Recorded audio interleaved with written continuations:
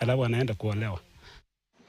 Societal expectations, gender roles, and financial challenges continue to weigh heavy on women, limiting their ability to prioritize self-care and overall well-being.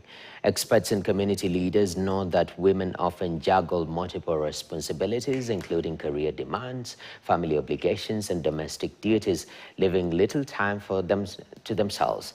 Many also struggle with wage disparities, financial constraints, and body image concerns fueled by societal beauty standards. According to Jacinta Kelina, a widow from Samuli village in Kajiado County, women silently carry immense burden to ensure the stability of their families.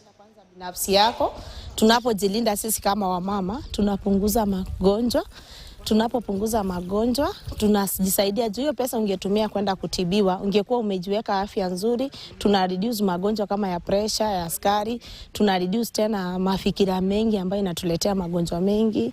Jambo lingine nimejifunza ni vizuri mama ajue kujitegemea, kuwa mtu wa kujifanyia kazi, unapata mapato yako, si kila siku unangoja kuletewa, si kila siku unangoja kupewa. Jambo lingine nimesoma juu ya cancer screening ambayo ni vizuri kila baada ya kama miezi kadhaa unaenda unapimwa, unajua hali yako vile iko na utajizuia, kwa sababu badala ya hiyo ugonjwa kukupata na ukuwe unatritiwa kuna pesa mingi, utazuia madhara mengi kabla haija kupata. Business news is coming up next, but now we take a short break.